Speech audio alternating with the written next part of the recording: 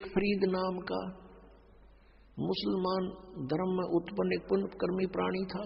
पुण्यात्माओं,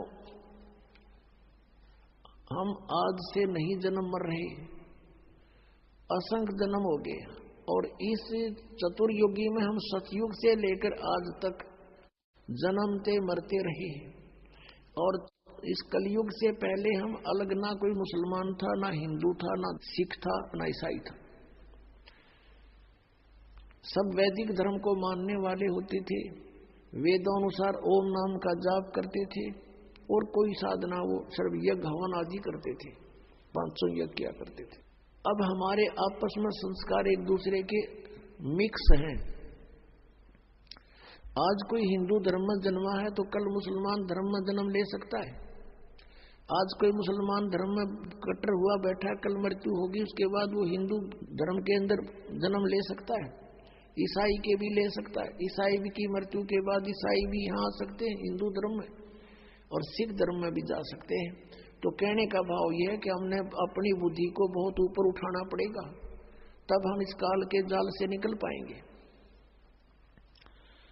तो पुण्यकर्मी प्राणी शेख फरीद बचपन से ही परमात्मा में उसकी श्रद्धा बनी, पिछले संस्कार प्रबल थे उसके लिए थोड़ा सा कथा सुनाते हैं कि वो शरारती बहुत था, उलाने बहुत लाता था, गांव में जाकर के दूसरे बच्चों के साथ झगड़ा कर देता था, किसी को कुछ छेड़छाड़ कर देता था आपस में बच्चों के साथ, या किसी के घर में घुस के उनका कोई बर्तन उटपटंग कर देता था, उलाने आते थे। उसकी माता बहुत तंग होगी, उसने सोचा अब क्या करूं, इसको कैसे शांत करूं। तब उसने एक दिन सोचा कि इसको कहती हूं कि बेटा तू नमाज कर ले। शेख फरीद की माता ने कहा कि बेटा तू नमाज करा कर, छोटा ही बालक था 3-4 वर्ष का। कहने लगा क्यों, मैं क्यों करूं नमाज, मुझे क्या मिलेगा। और वो उसका फेवरेट फ्रूट था खजूर, जो खजूर बहुत खाता था, उसको बड़ा पसंद थे। उसने कहा, माँ ने कहा बेटा अल्लाह तुझे खजूर देगा, कि सचमुच प्रतिदिन देगा। वो कहने लगा माँ बता फिर कैसे करते नमाज। ने बोली डट जा, कोई समय होता है नमाज करने का, मैं बताऊंगी, इतना बैठ जा। वो इतना बैठा रहा। अब माँ ने सोचा मेरा काम करने का समय है, इसने ला दूं नमाज करन, और तू काम कर लेगी इतनी ना, तो कह पता नहीं क्या उलाने लाओगा। उसने एक कपड़ा बिछाया और कहा बेटा ऐसे मत्था टेक ले और यूं कहता रहे अल्लाह मुझे खजूर दे, अल्लाह मुझे खजूर दे, यही नमाज है। और तो उसका याद क्या होती बालक के। जब उसने वो काफी देर करता रहा, उसकी मम्मी ने क्या किया, एक पत्ते में खजूर लपेट के,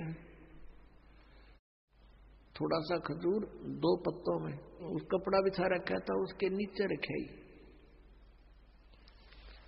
और जब सारा काम कर लिया, जब कहने लगी बेटा आंख खोल दे बाजा, वो उठा, उसने देखा इधर उधर, कहने लगा माँ अल्लाह ने खजूर तो दिया ही नहीं, मैं नहीं करूं आज के बाद बिल्कुल भी।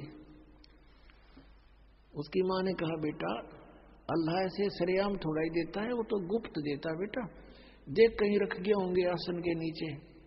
उसने कपड़ा उठाकर देखा तो रखा मिला, खावर कूद खा लिया, वाह जी वाह। फिर कहता माँ अब फिर बता कब करनी है वो नमाज। एक दिन क्या हुआ कि माता ऐसे प्रतिदिन उसको बैठा दे, वो ऐसे ही बिल्कुल दर्द होकर 2-2, 3-3 घंटे उठे को नहीं। एक दिन उसकी माता वो खजूर रखना भूल गई और उसने कह दिया आजा बेटा। वो उठ गया, उसने उठाकर पल्ला देखा, खजूर वेजिटीज रखे जैसे पहले रखती थी उसकी माँ। अब फिर उसकी माँ के भी याद आ गया कि आज तो मेरे से गलती होगी, यूं कभी नहीं कराई विसा नालायक से, आज इसको खजूर मिले नहीं। तो उसी समय वो खजूर खाता हुआ आ रहा था। उसकी माँ ने कहा बेटा ये खजूर कहाँ से लाया तू, अल्लाह रोज देता है मुझे। कहने लगी कहाँ था ये खजूर, वहीं जहां पहले रखते थे, आज दिखाऊं, एक पत्ता तो वहीं छोड़ के आया हूं नीचे वाला। अब जाकर देखा सचमुच खजूर जो के तो उसकी माँ तो हैरान रहेगी कि परमात्मा बड़ी सुनी ना, तो आज के बाद तो कभी नहीं करो नमाज। कहने का भाव ये है कि कहते हैं पिछले तप से होते हैं पूर्ण हंस मुराद।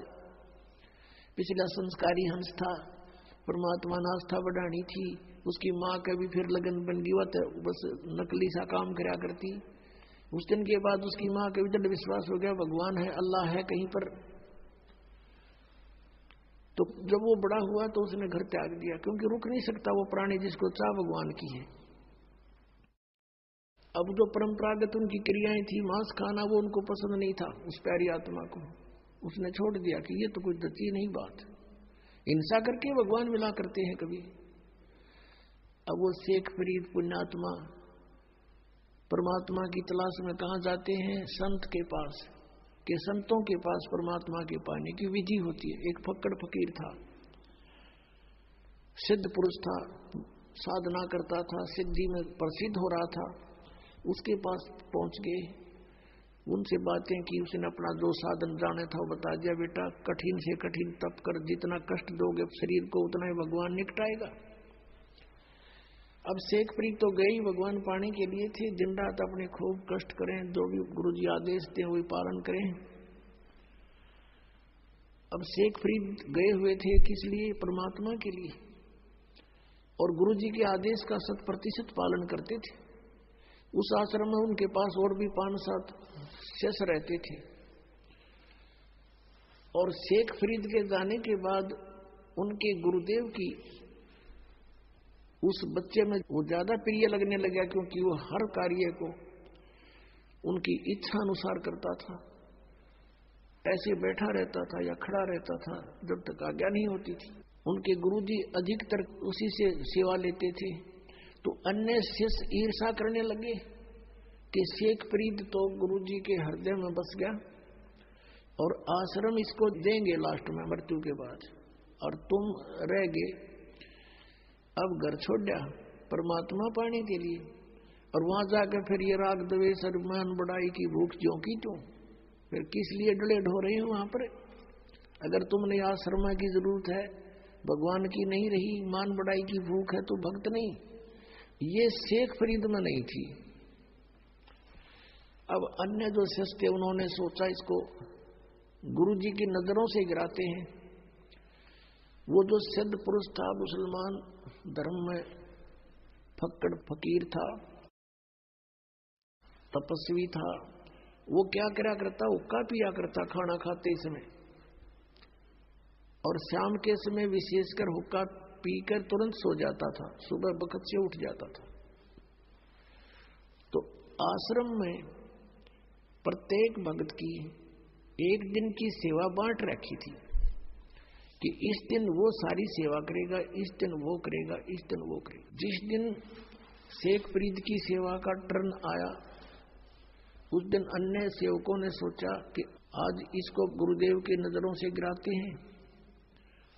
वर्षा का मौसम था लेकिन वर्षा नहीं हो रही थी। शेख फरीद ने शाम के समय खाना बनाया गुरुजी के लिए, और गुरुजी के हुक्के के लिए पहले अग्नि तैयार कर देता था। उसने अग्नि तैयार कर ली थी, खाना खिलाने गया हुआ था। पीछे से उनके अन्य ईर्षालु साथियों ने वो अग्नि बुझा दी, पानी पूनी छिड़क दिया। अब शेख फरीद ने तो ये सोचा था कि 2 मिनट में हुक्का भर के दे दूंगा, और वो गुरुजी इतना क्रोधी था, अगर 5 मिनट लेट हो जाता ना कोई भी किसी कार्य में, उससे इतना नाराज हो जाता, उसको डंडे मारता था और कई दिन तक उसको सेवा नहीं देता था। तो अब शेख फरीद जी गए अपनी मस्ती में कि जाके हुक्का भर दूंगा, जाके देखा आग नहीं है। अब शेख फरीद को तो भाई चिंता का विषय हो गया, इधर देखा उधर देखा, अग्नि नहीं बिल्कुल भी। थोड़ी सी दूर पर देखा कि गांव था, नगर था, वहां से 1 किलोमीटर की दूरी पे वहां धुआं उठ रहा था। चलम उठा के भाग लिया पूरी स्पीड पे। वहां जाकर देखा तो एक माई चूल्हे में अग्नि जलाने की चेष्टा कर रही थी, फूंक मार रही थी और आंखों में पानी गिर रहा था। धुआं वापस आकर उसको परेशान कर रहा था। अब शेखपुरी दौड़ा दौड़ा गया, माई माई। कहाँ कौन है? हाँ महाराज क्या बात है? कि माई आग दे दो, हुक्का भरना है। वह माई थी नरी निकम्मी, नो बोली आंख फूट जाना जब आग मिला है, आंख फुटवा ले तू भी अपनी।